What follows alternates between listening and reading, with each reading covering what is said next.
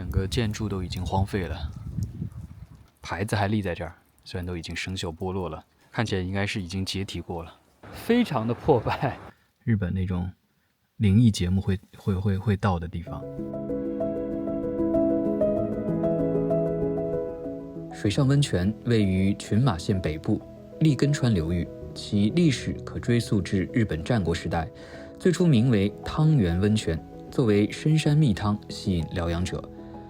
二战后，交通条件进一步改善，水上温泉与草津温泉、伊香保温泉并列为群马三大名汤。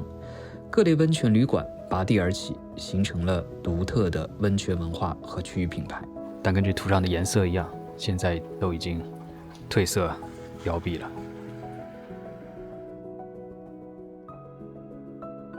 基本上没有什么开的店，也没什么游客。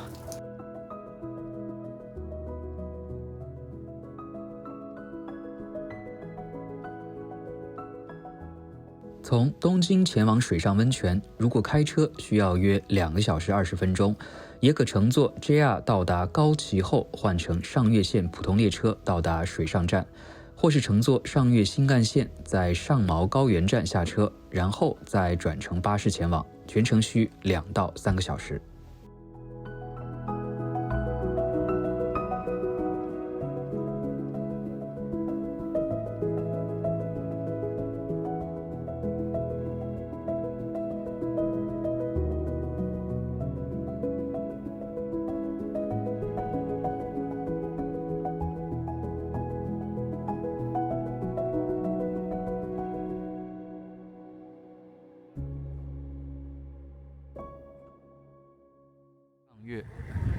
这里是 JR 上越线的水上站，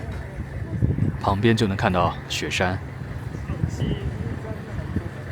今天周末，算是人还是挺多的。然后站前的这条街有一些店铺、餐厅，然后呢卖土特产的、卖纪念品的商店。然后呢就在这些店铺的后面，可以看到蓝色柱子的地方写的 hotel。这里呢就是水上站附近特别有名的一个废墟酒店，就在站前2分钟的地方。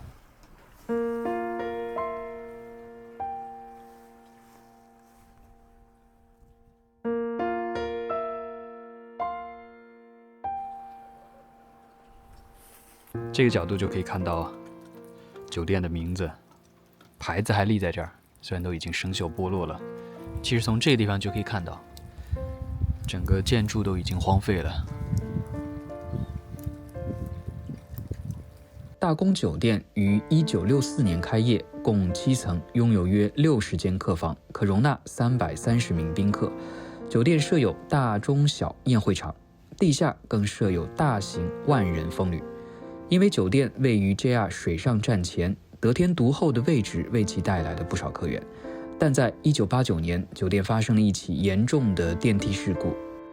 当天，一位老人在5楼乘坐电梯时，电梯门打开，却并未出现电梯箱，从而直接从5楼跌落至1楼，老人因此而受重伤。事故发生后，调查显示，酒店在电梯安装及定期安全检查方面存在严重违规行为。这一结果也导致了大量宾客取消预订，酒店也因此而停业。最终，伴随日本泡沫经济的崩塌，在经济困境与市场竞争压力下，酒店再也没有复苏，最终成为眼前的这片废墟。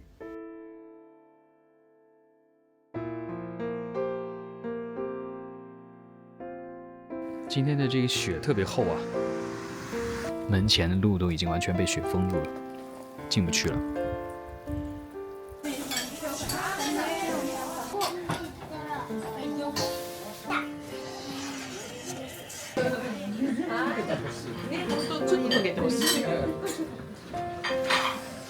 点了这家的四川定食，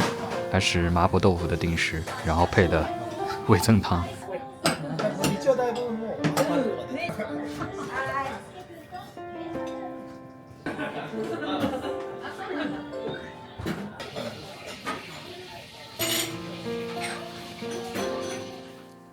旁边的这条就是上越线。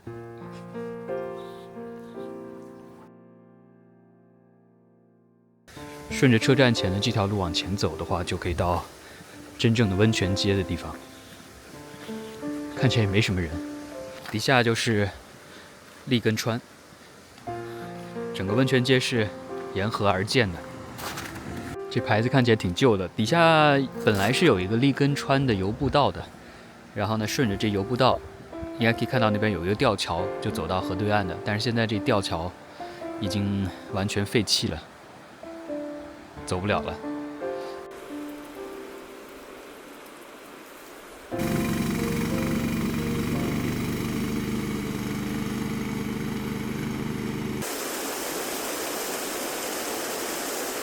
过了桥之后，这边呢，现在其实已经看不出来了，因为它已经完全拆掉了。以前这边呢，应该也是一家当地挺大的酒店的。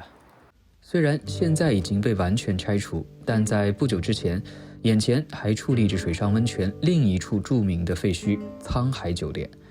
在水上温泉的鼎盛时期，沧海酒店与其他温泉旅馆一道，共同构筑了该地区的旅游名片。然而，随着经济环境的变化和温泉市场竞争的加剧，沧海酒店的经营状况开始恶化。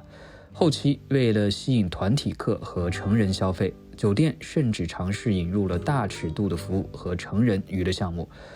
这种经营策略虽然在一定时期内吸引了部分客群，但也引发了社会舆论的争议，削弱了温泉旅馆原有的传统形象。当然，也随着水上温泉整体的衰退，酒店主管最终因经营不善而停业，部分附属建筑也改建为其他设施。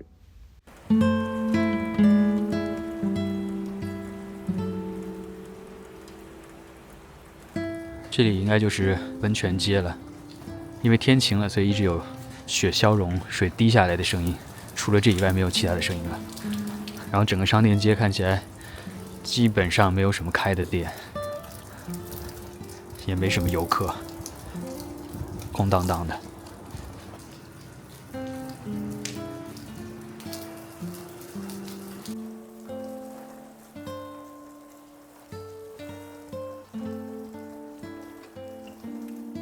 商店街中间这边有一家酒店叫一夜亭，看起来应该是已经解体过了。一夜亭的这家原来是当地非常有名的一家酒店，地上7层地下2层的一个特别大的温泉旅馆。然后据说是48年创业，其实开业的还是挺长时间的。然后到2016年的话呢，就整个经营不下去了，完全破产的状态。然后到2019年是正式关闭了。然后据说现在当地呢想要利用它的这个原址的地方，然后做一些新的项目，推动整个小镇的重建和振兴。一夜亭对面有一个卡拉 OK pub， 就这种卡拉 OK 的小酒馆，应该也是停业很长时间了。这边有一个地图，不过看起来应该也是很久之前设的，整个颜色都已经褪掉了。但是依稀还是可以看到当时水上温泉整个温泉镇、温泉街还是非常庞大的，两边有特别多的店。估计现在很多的店都已经结束营业了。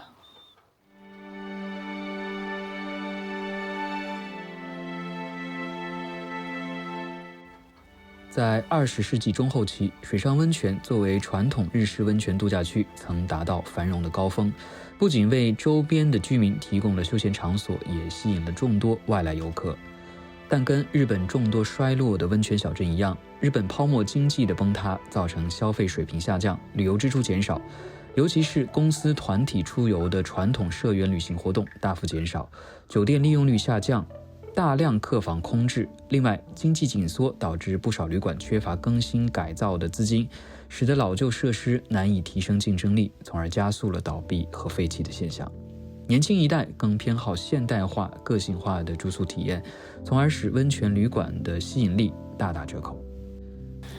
然后往里走，这边还有一家叫宝酒店，这家绝对都已经停业了，肯定是已经倒闭了，门前的雪完全没扫过。这家店看起来挺大的，其实4层的建筑。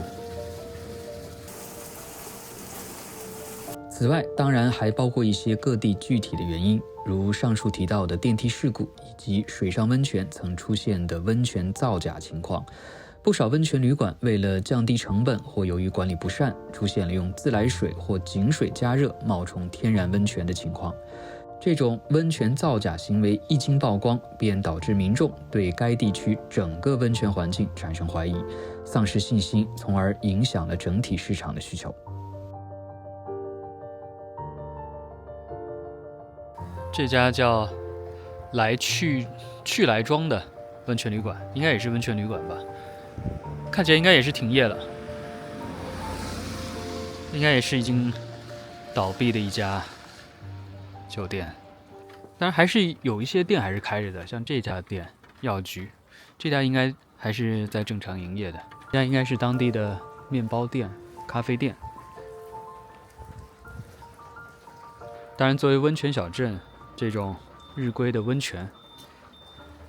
的澡堂其实还是有的。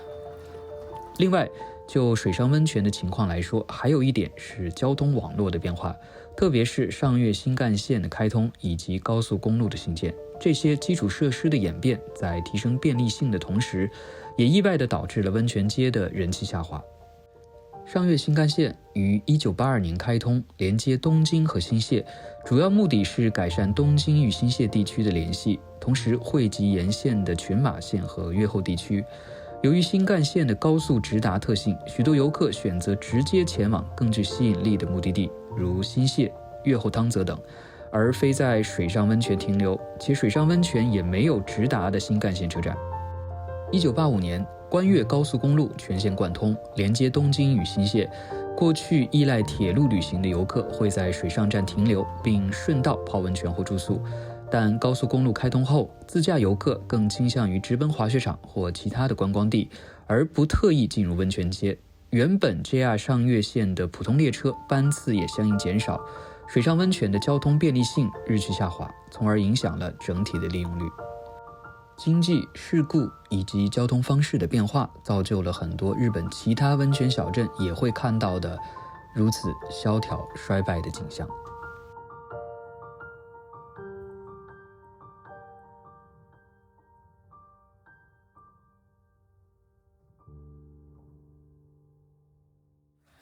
挺奇怪的，就是很多店其实不太确定它现在还不在营业。像这一家门前放了一个旗子，按理说门前放旗子应该是在营业，但是整个店看起来又是关起来的。感谢大家常年的惠顾，我们停业了。然后河边的这个酒店从外观来看非常的破败，看起来应该是不营业了，这个墙壁也已经剥落了，但是刚手机上查了一下，这家酒店现在还在营业。我估计这半边的房子应该没在用，可能不需要这么大，所以这半边就基本上没有什么太大的维护。可能那边的话，主要是现在在用的部分，但整个酒店还是在营业。但确实现在这么大规模的温泉酒店，尤其是在这个地方客源这么少的情况下，应该是很难整栋楼完全的运用起来，毕竟成本会比较高一些。因为雪真的实在是太大了，这上面看起来应该是有一个足汤的小亭子的地方，但现在雪实在是太厚了，这很难走进去。真的是，虽然是也有开的店，但是已经完全停业的废墟的店，每2-3步就会有一个。这家咖啡店应该也是完全倒闭了。差不多在小镇外面那条街走到头的地方，有一幢非常气派的公寓，房间数量特别多的这样的一幢公寓，看起来还是挺新的。查了一下，这个公寓呢，算是当地挺有名的一个公寓了，而且现在的售价真的非常便宜，一间房大概300万、200万日币左右，也就是10几20万人民币，47平。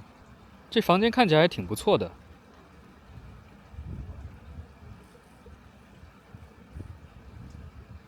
日本很多这种温泉小镇以前经济高速发展期的时候建的这种大型的公寓，供这些滑雪的人啊使用的，现在整个价钱就落下来了，就比较便宜。而且这个公寓啊有一个特别大的特点，我仔细看了一下，它竟然是有这种附带公共温泉的，直接住户就是可以自己泡的室外和室内的温泉，这个真的很棒啊，很吸引人。还有桑拿，哦，还有这种健身房，哇，这个不错啊！如果可以远程工作的话，住在这儿也挺好的，有自己的温泉可以泡，每天都可以泡温泉。然后价格很便宜啊，才300万日币，这些都是日本当年高速经济增长期的时候建的，那个时候经济多好啊！现在慢慢的人变少了，然后看起来对面这边还有一幢公寓，我估计应该也是类型差不多，不知道现在入住率怎么样。可能有些人买了之后呢，他就冬天的时候可能会来这儿住，因为附近有滑雪场吧，然后呢方便滑雪泡温泉，平时可能不住这儿。查了一下，这幢公寓呢是92年建的，还不算特别的旧。92年建的，而且呢，它现在这个比刚刚那个稍微的要贵一点，然后呢，它是1K， 20几平的话呢是200多万，比那个小一些，就只有2套房子现在在卖，在出售，还有人进去，所以估计这一幢的话，相对来说比那一幢的应该是更新一点，可能设施更好一点吧。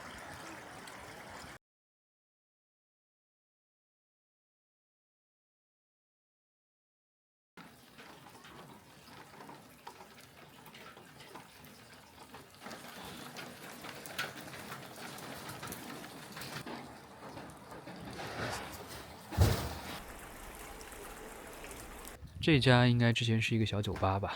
看起来应该是关了很长时间了。这家店看起来以前是卖这种书画啊、陶瓷器、古董的店，然后看起来应该是很久都没有开过了，很久之前就已经倒闭了。有很多这种店铺的招牌还留着，但是应该很久都没有开过了。整个商店街转了一圈，几乎没什么游客，除了一些当地人住在这边开车路过以外，几乎没看到什么特别来逛的游客。虽然今天还是周六，最近这段时间雪实在是下太好了。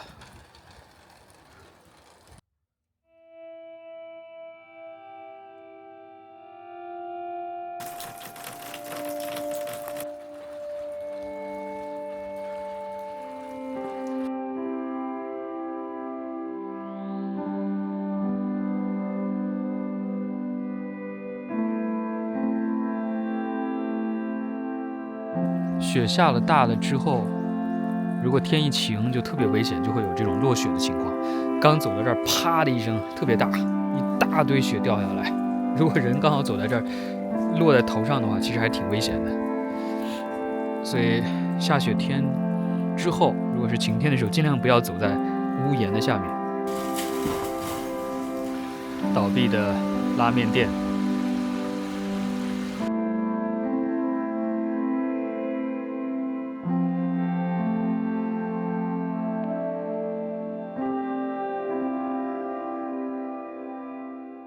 看到门前写的可以日归泡澡的，进来之后完全没有人，很安静，完全没有人。他是写的现在不在，请点打电话，然后呢，价格是一个人800。这家店的温泉池在地下2层。从这边下去，在这儿看起来应该是没什么人，我觉得也挺好的，可以独占。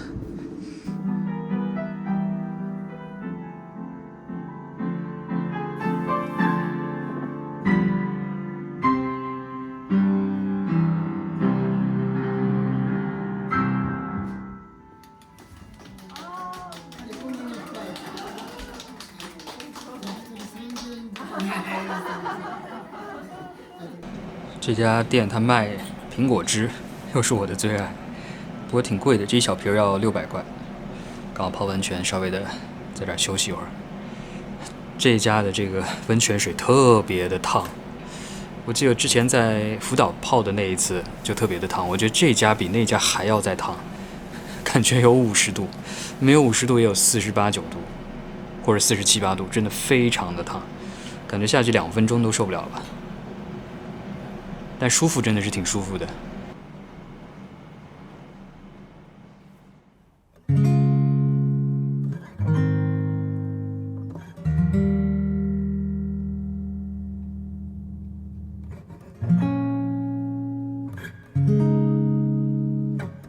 这家应该也算是水上温泉这边特别有名的一个废墟的酒店了。据说这家酒店当时是非常大，规模非常的大，因为它不断的扩建，然后变成当地非常大的一家酒店，而且有很多的宴会场。从水上温泉街再稍微往北走一些，位于河流沿岸的奥利根馆也是水上温泉地区一处规模宏大且颇具代表性的温泉旅馆废墟。这里曾是水上温泉最大的温泉旅馆之一，在繁盛时期，以其宽敞的大厅、多个宴会场和大规模的客房，吸引了大量团体客和家庭游客。旅馆内部布局复杂，经过多次扩建，既拥有大型会议室，也有超大的宴会厅，可供举办各类集会和活动。在那个时代，它代表了温泉区的繁荣景象，是当地社交与休闲的重要场所。但随着泡沫经济破裂及后续经济的低迷，奥利根馆作为当时定位较高端的温泉旅馆，其高昂的运营成本在客源锐减和消费需求转变的背景下，逐渐显得捉襟见肘。甚至在2011年左右曾累计高达数十亿日元的负债，资金链断裂和持续亏损迫使经营者难以为继，最终导致旅馆破产停业。奥利根馆的兴衰则反映了水上温泉区整体经营环境的变化，也揭示了传统温泉旅馆在现代市场竞争中的挑战。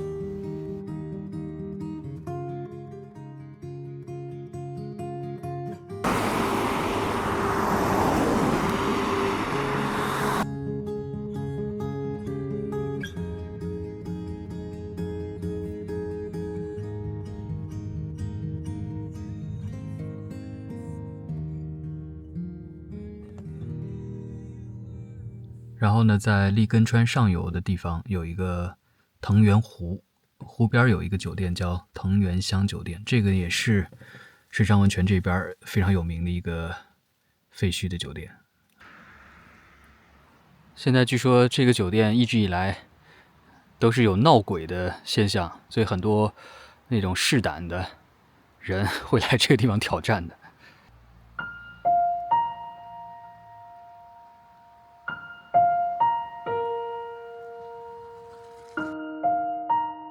继续往北走，有一处因立根川上游藤原大坝的修建而形成的人工湖。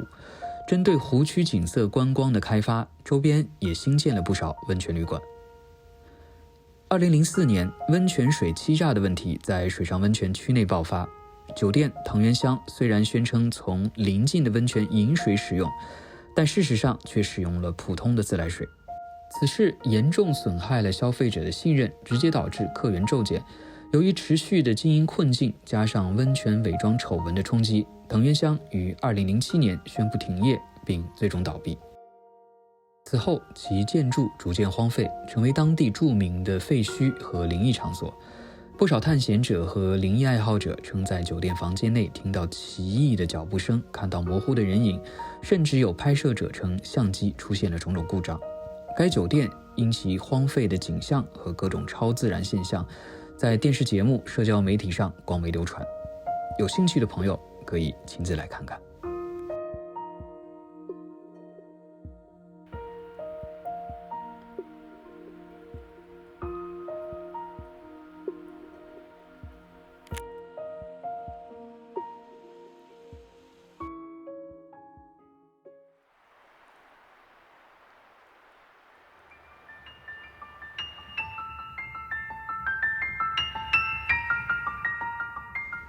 群马县水上温泉也像很多日本其他衰落的温泉小镇一样，是时代发展的一个缩影。过程中当然有温泉造假等引发的信任危机、交通网络的变化、泡沫经济崩塌引发的经济低迷等等。